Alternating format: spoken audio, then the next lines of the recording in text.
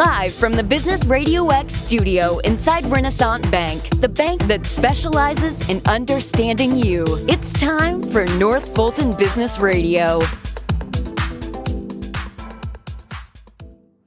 Hello again, everyone. Welcome to another edition of North Fulton Business Radio. I'm John Ray, and folks, we are broadcasting as usual from inside Renaissance Bank in beautiful Alpharetta. And if you are tired of the soul-crushing experience that the mega banks foist on you, and if you're at one of those banks, you know exactly what I mean. They have computer-generated voices and will do everything they can to avoid putting a real live human being in front of you. And if you're tired of that, then maybe you need to think about Renaissance Bank. And here's what I've heard from those folks that I have sent to Renaissance to try out, and what they have told me is that Renaissance is big enough to handle pretty much any need they can throw at them, but they're small enough to deliver their services in a personal way, and that's a magic combination.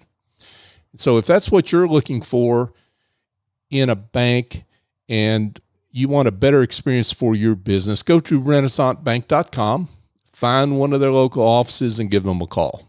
I think you'll be glad you did.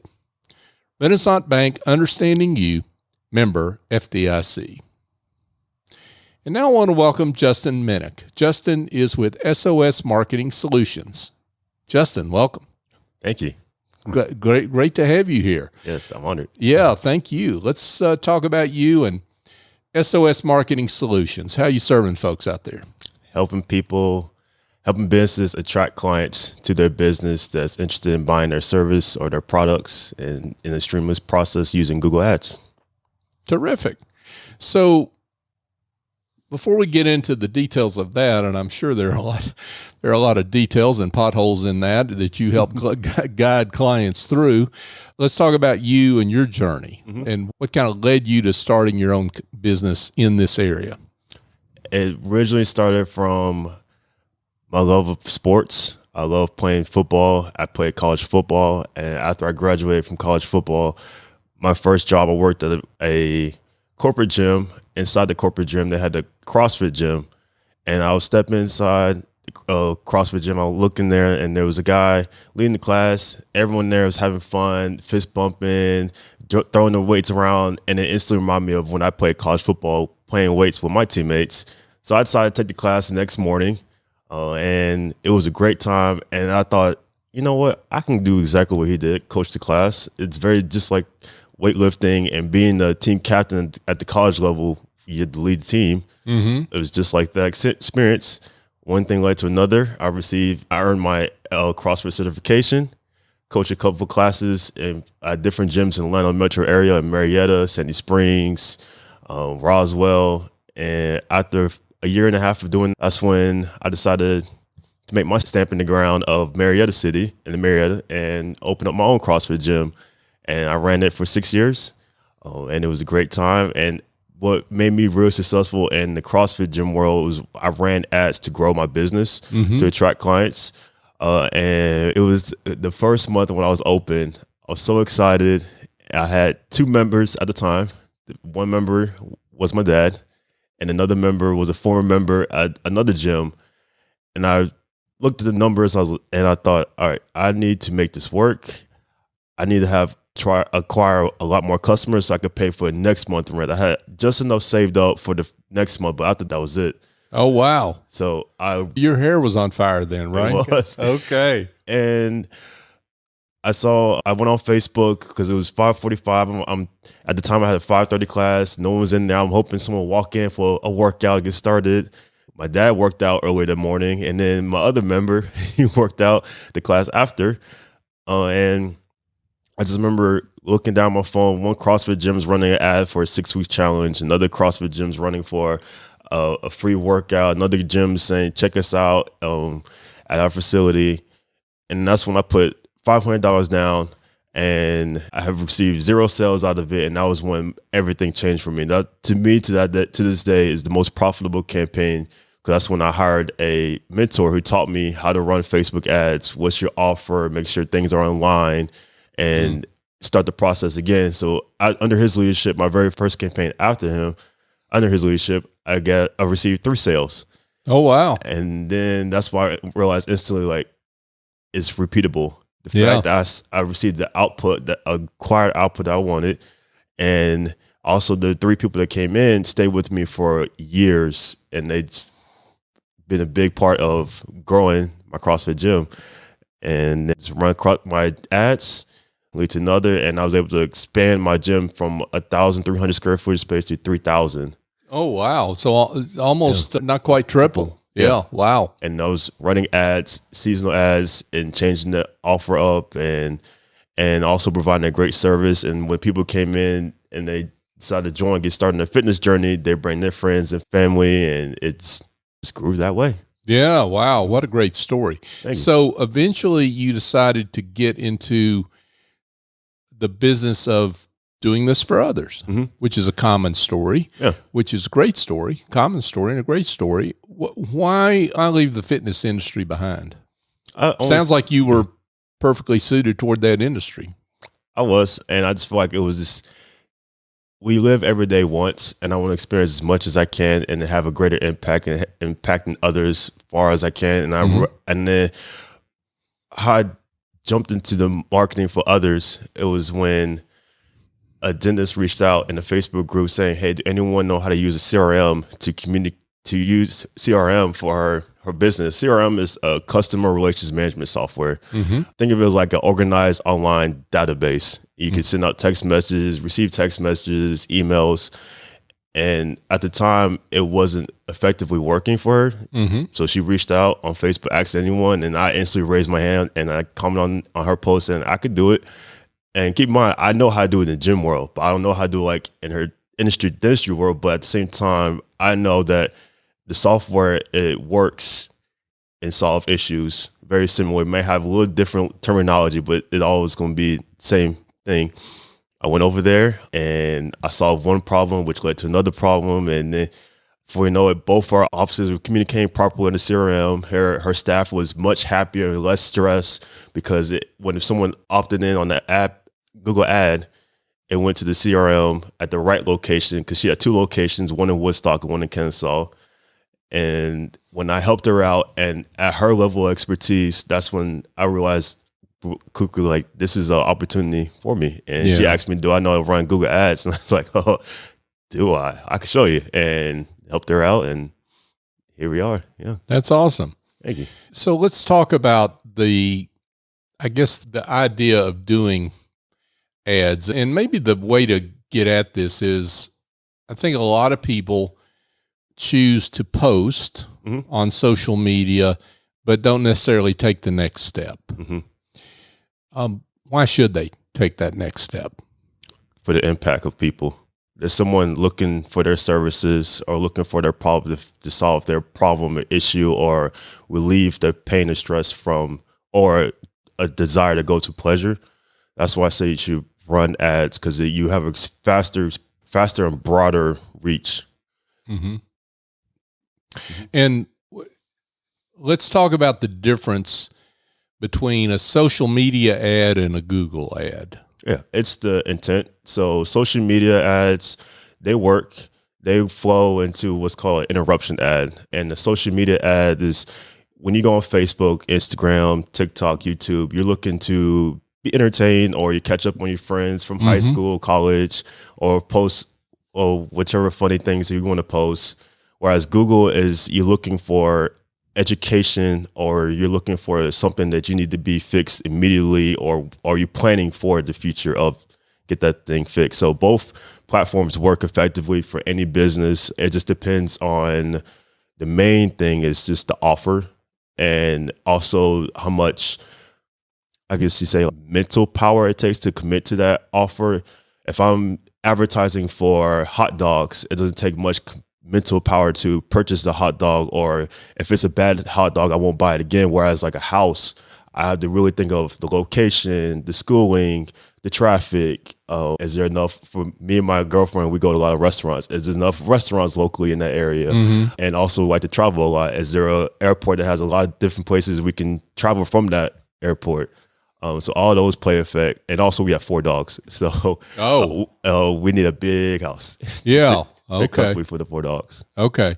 So what you're saying, what I hear you saying is that social media is more, as you say, interruption marketing. It's in the feed, your feed of all your friends' posts that you really want to read in Facebook, and you may or may not enjoy being interrupted as you're going down your feed, depending on what it is and what you're looking for, or it may be creepy actually. It's invasion of privacy. How they can figure out that I was just talking about needing a place to board my 4 dogs, and all of a sudden there's a boarding place in the feed, an ad for one. And then Google ads are when I'm the proactive one here. I'm looking through search for that boarding facility, right?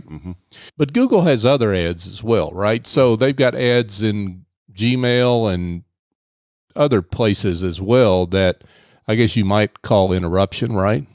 So those are more interruptions for Gmail. There's also display network when you happen to be on a website and you see a banner on the bottom of the screen or on the side. Depending if you look on the computer or the phone, that's a display. Where it's not necessarily an interruption. It's like an online billboard. You could say it's just there for you to see. Driving by and there it is. I get it. So what are you saying that you favor Google ads versus the more interruption-oriented social media ads, or does it depend on the business? Because you mentioned doing Facebook ads for your gym, and that worked pretty well. So, what do you think? What do you recommend to clients? I recommend both hooks actually. Okay, Facebook and Google, just because you hit different people that's on Facebook, and you also hit different set of people on Google. And it doesn't hurt to advertise both at the same time because you have more reels, and I guess you say more reels in the water. And that just helps benefit business as well. And the Google intent is much stronger, closer to making a decision. Whereas Facebook, Instagram, TikTok, you're casually strolling. And it's, I thought about that dog boarding place. I'll look into it later on. And you happen to, where you go on Google to search for more about that website or about that business. And that's when you can see their ad. It's another little tick. Or you happen to go on Google first and looking for dog boarding places. You saw it and you go, you know what, let me check out more about the personality of that business. You go into their social media and you type in their Facebook name or business name, and their ad pops up as well. You click on their social media feed and this business is more personable. They post often. That means they're around. Things like that. So I recommend actually using both at the same time. Folks, Justin Minick is with us. Justin is with SOS Marketing Solutions. So you talk about Google gotchas. That sounds ominous. How does Google get us without us knowing about it? Google gotchas, I nicknamed that. It's basically just be careful in the recommendations when you create a Google ad campaign.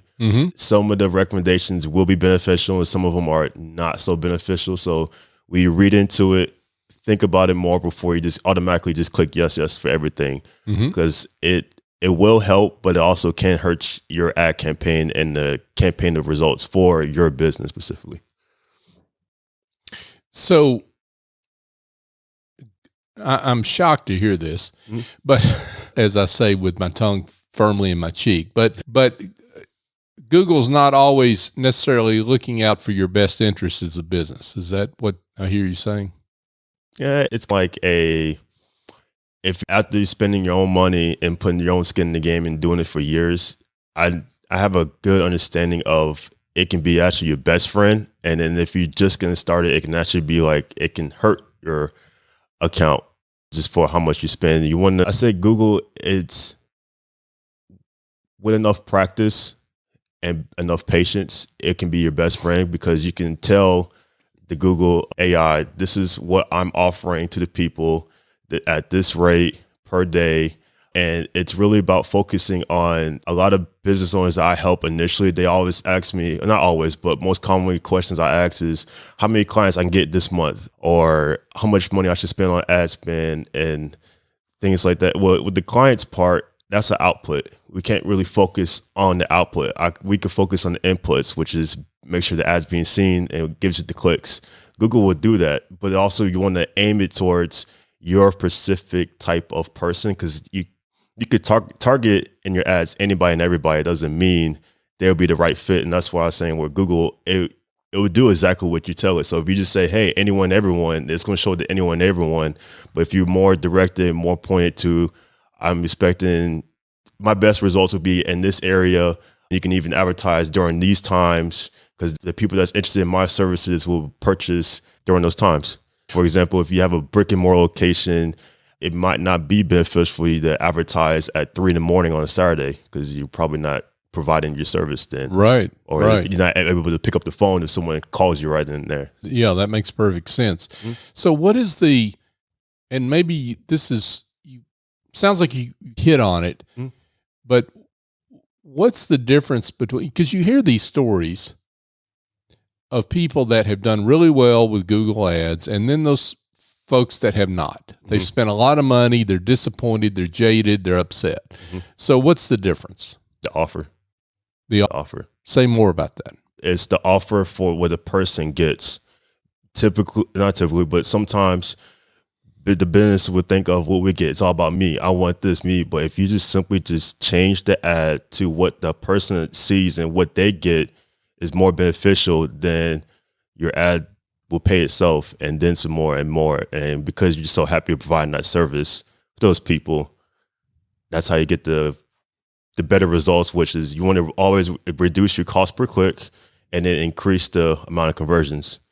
So are you trying to give a promotional offer with some discount pricing or 2-for-1, or and I know it depends on the business, right? But what are the kind of offers that are compelling in a Google ad? So I wouldn't discount anything, because if I offer you, for example, John, if I offer you out there in the parking lot, I have a Lamborghini, and you just give me $2,000 for it, brand new off the lot, would you do it? It's too good to be true, right? It's too good to be true. So then that's when it kind of devalues what the Lamborghini is. So that actually devalues the business. I don't ever tell my clients, hey, let's do a 50% off or buy two, get what. I won't do any of that. Don't do that. So what I do is simply, most businesses would say, book your session today. Instead, just simply phrase it in the way that what the person sees is most beneficial for them, and exchange with. So for example, get a package, get a something when you book your session today. Oh, okay. So it's more of a premium, I guess. You're giving someone a small premium, or maybe a big premium, depending on the product or service, but you're giving them a premium instead of discounting. As you imagine, I like that kind of messaging. It's in your book, John. Yeah. I love that messaging. But you didn't read that in my book and start doing it. You've been doing it before you read my book. So let's just be clear about that. So good work there. So that's really what you work with the business owner to come up with. Okay, got it. The business owner, the director of marketing, or decision maker, who's ever in charge of acquiring more clients and make sure they have a happy, great experience. Got it. So best fit clients for you. Who are the kinds of clients that you enjoy working with that are best fits for you? My best fits, what I enjoy most is the brick and mortar locations, the retail locations, and they provide a service. Owning a CrossFit gym, you're providing a service of helping the person realize that they have so much more power within them.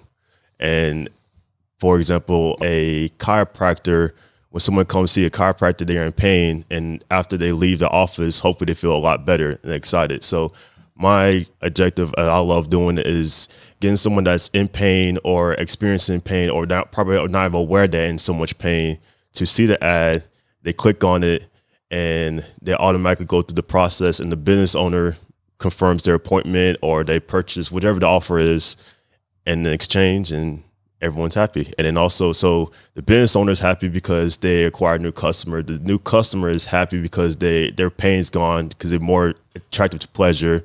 Google is happy because they get paid on the click because that's what happened from ad being seen from the person clicking on it. And then I'm happy because I see it just flows and it just circulates. And when it circulates back to the business owner, back to Google, back to me, and back to the customer, and it's just a repeatable process. So that makes a lot of sense. So the business owner works with you to come up with the offer, to determine the size of the audience, and I guess that kind of depends on budget. Yep, budget, yeah.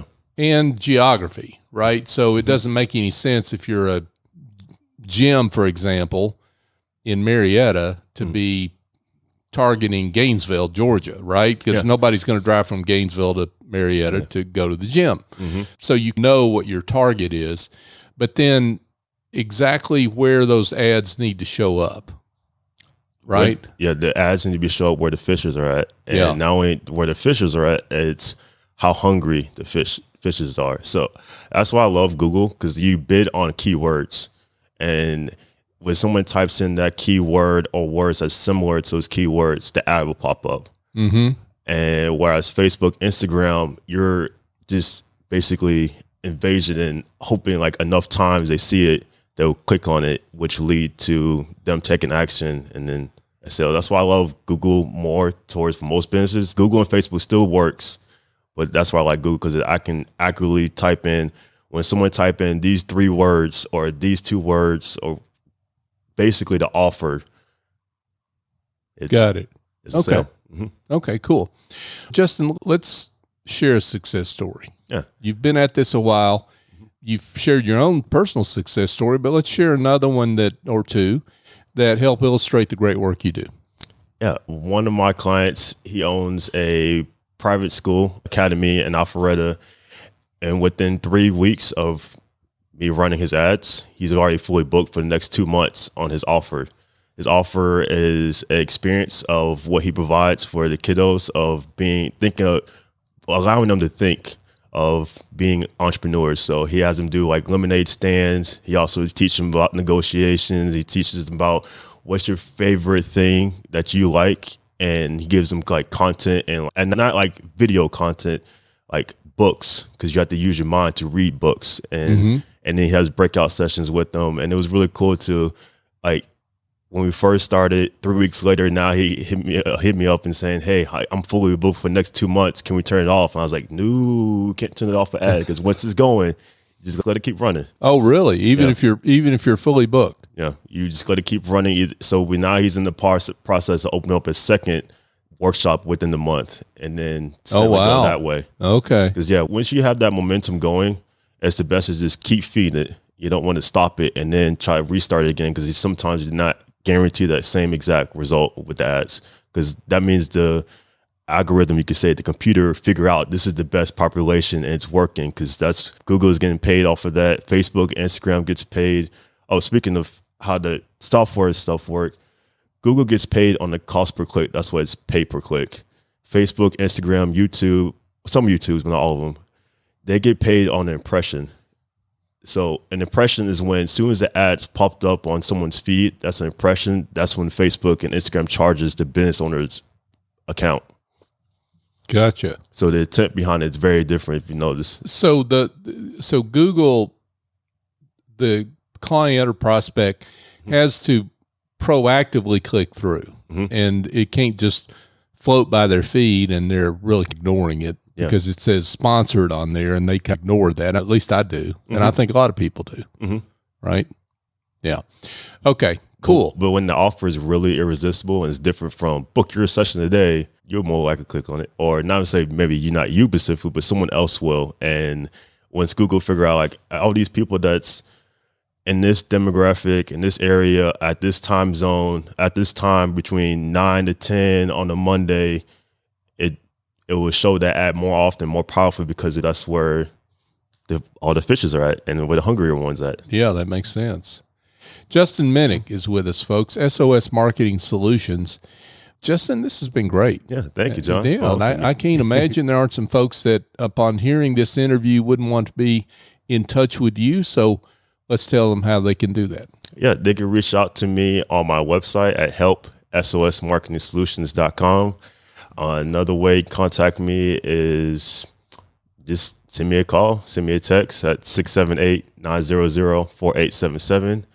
Again, it's 678-900-4877. And you can also reach out to me through email at justin@help@sosmarketing.com.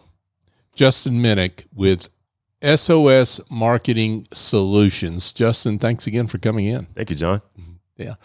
Hey, folks, just a couple of quick things before we let you go for today. If you are looking for a true farm-to-table restaurant and Italian restaurant, and they were farm-to-table before it was cool, folks. They've been at this for 25 years. And I'm speaking of Casanova Italian Restaurant. If you're looking for something like that, and if you're looking for a place that's family-owned, that treats you like family when you get there, and they bring those fresh herbs and zucchinis and peppers and tomatoes into the kitchen and cook your dish to order with all that great pasta and chicken and seafood. Have I got your attention now? I think I have. Go to CasanovaRestaurant.com to learn more, to find out where they're located. It's easy to find in the north part of Alpharetta area. And maybe some of the best endorsement I can give them is they've got people that drive from as far away as Noonan and further that go to this restaurant. So check them out. I think you'll be glad you did. Casanova Italian Restaurant. And remember, they've got great catering options as well. Also, Justin was kind enough to mention my book. If you are a solo or small professional services firm and you are needing help on your positioning, your value, understanding your value, pricing to that value, your business development, this book may be for you. It's called The Generosity Mindset, a journey to business success by raising your confidence, value, and prices. Go to thegenerositymindset.com to learn more and to learn where you can buy the book, which is essentially everywhere where all fine books are sold, as the old saying goes. And finally, I just want to thank you, our listeners. So we're coming up on show number 800. I had no idea that we would ever get anywhere close to 800. I'm not sure what I thought, but when we started this show over 8 years ago, but I wasn't thinking 800. We've only gotten this far because of you. You continue to support us in so many different ways. You share the show. You like us on social media. You send us great guests, and I'm so grateful to you, our listener, and those that support us, because you help us to live into our mission to be the voice of business in the North Fulton region and beyond, and I'm grateful. So thank you.